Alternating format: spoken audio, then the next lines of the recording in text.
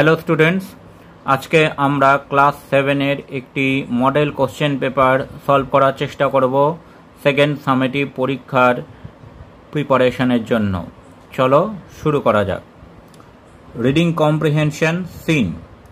Read the text carefully and answer the questions that follow. Long, long ago, in the beautiful island of Sicily, there lived a goddess called Ceres. আমরা প্রথম লাইনটা পড়ে বুঝতে পারছি যে এই টেক্সটটি নেওয়া হয়েছে দ্য স্টোরি অফ প্রদারপাইন গল্পটি থেকে। এই লেসনের লাইন বাই লাইন সহজ বঙ্গানুবাদ এই চ্যানেলের লার্নিং ভিডিওতে দেওয়া আছে, তোমরা সেখান থেকে লেসনটি রিভাইজ করে নিতে পারো।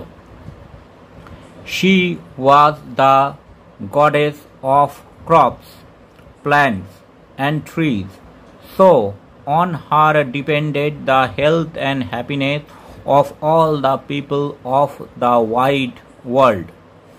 Ceres had a fair daughter, Proserpine, whom she loved more than her life. Proserpine was the brightest and loveliest of all girls. Her cheeks were rosy and beautiful like the apple blossoms in spring. Her eyes were as blue as the sky in April. Her long golden curls were as bright as the sunlight in springtime. এবার বলেছে A tick the correct alternative, যে অপশানটি ঠিক হবে সেটি tick দিতে হবে। Sicily is the name of A/N। Sicily হচ্ছে নাম, রিভার, আইল্যান্ড, লেক, ডেজার্ট।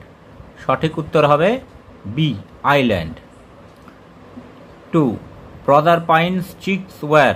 প্রদারপাইনের গাল হচ্ছে রোজি, পেল, সিকলি, রেডিয়েন্ট। সঠিক উত্তর হবে রোজি। তারপর 3 নম্বরের প্রশ্নটি আছে sunlight in springtime was like Proserpine's. বসন্তকালের সূর্যের আলোর সাথে প্রদারপাইনের হেয়ার, আইজ, চিকস, চিন। সঠিক উত্তর হবে হেয়ার, চুলের তুলনা করা হয়েছে। অর্থাৎ এর প্রথম উত্তরটি 1-এর হচ্ছে বি, আইল্যান্ড, 2-এর হচ্ছে এ, রোজি, আর 3-এর হচ্ছে এ, হেয়ার। এবার বিতে বলেছে write T for true and F for false statement and provide supporting statement. Ceres had a little role to play in the life of the people of Earth. পৃথিবীর মানুষদের জীবনে সেরেসের ভূমিকা খুবই ছোট ছিল, এটি ফলস। বি এর 1 নম্বর ফলস হবে। Supporting statement so on her depended the health and happiness of all the people of this wide world, এটি সাপোর্টিং স্টেটমেন্ট হবে। তারপর 2 নম্বর এটা বলেছে Proserpine was one of the ugliest girls. Proserpine ছিল কুৎসিত মেয়েদের মধ্যে একজন, এটি ফলস, তাই এফ লিখতে হবে। সাপোর্টিং স্টেটমেন্ট হলো Proserpine was the brightest and loveliest of all girls. Proserpine সব থেকে আকর্ষণীয় ও মিষ্টি মেয়েদের মধ্যে একজন ছিল। তারপর 3 নম্বরে বলেছে Ceres was extremely fond of her daughter. Ceres তার মেয়েকে খুব ভালোবাসত, এটি ট্রু, অর্থাৎ টি লিখতে হবে। সাপোর্টিং স্টেটমেন্ট হলো Ceres had a fair daughter Proserpine whom she loved more than her life, যাকে সে তার জীবনের থেকেও বেশি ভালোবাসত। এইবার সিতে বলেছে answer the following question. Who was Ceres? Ceres কে ছিল? অ্যান্সার আমরা লিখতে পারি Ceres was the goddess of crops, plants and trees. Ceres ছিলেন ফসল, উদ্ভিদ এবং গাছপালার দেবী। তারপরে 2 নম্বর প্রশ্ন বলেছে where did Ceres live? Ceres কোথায় বাস করতেন? এর উত্তর হবে Ceres lived in the beautiful island of Sicily. Ceres Sicily নামক একটি সুন্দর দ্বীপে বাস করতেন। এইবার একটি আনসিন আছে 2 নম্বরে। Read the passage and answer the question. There was a very rich man. একদা একজন খুবই ধনী মানুষ বাস করত। হি কেপ্ট এ প্যারট। সে একটি টিয়া পাখি পুষত। The bird could speak. টিয়া পাখিটি কথা বলতে পারত। Whenever a guest came, যখনই বাড়িতে কোনো অতিথি আসত, ইট উড আর্চ the servants to serve tea. সেই টিয়া পাখিটি চাকরদেরকে চা করতে বলতো। It exchanged a few words of greetings with the guest. সে অতিথিদের সাথে অভ্যর্থনার জন্য নানা রকম কথাও বলতো। The rich man love the parrot very much. ধনী মানুষটা ওই টিয়া পাখিকে খুব ভালোবাসত। হি kept it in a cage and took good care of it. তিনি ওই পাখিটাকে একটা খাঁচায় রেখেছিলেন এবং তার যত্ন নিতেন। The rich man was put in prison for an offence. একটি অপরাধের জন্য ওই ধনী মানুষটি জেলে বা কারাগারে বন্দী হয়েছিলেন।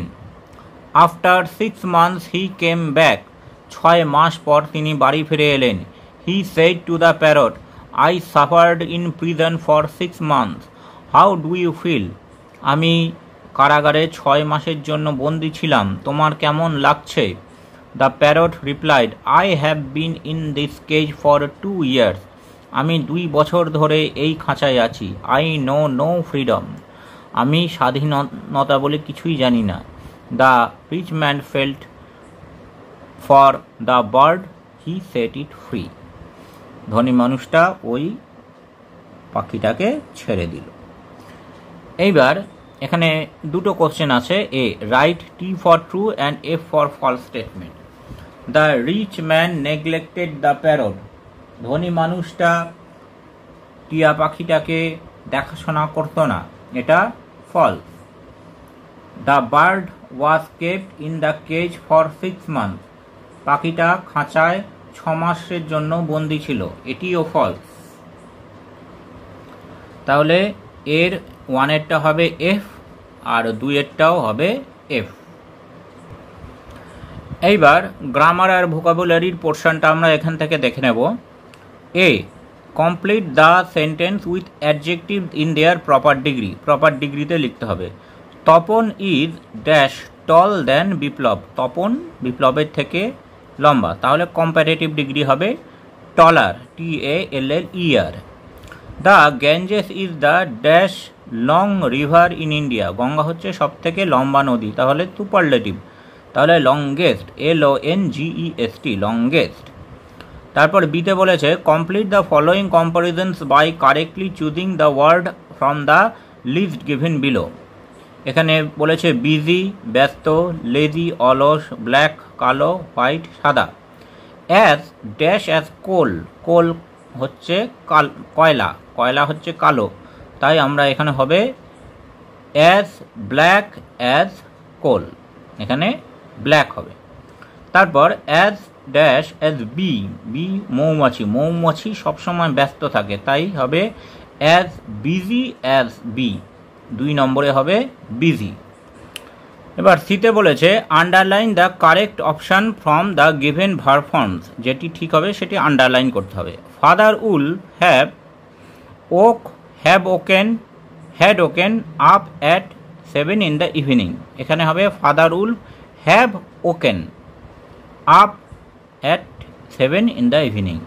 তারপর I have finished, finish my task well before the schedule time.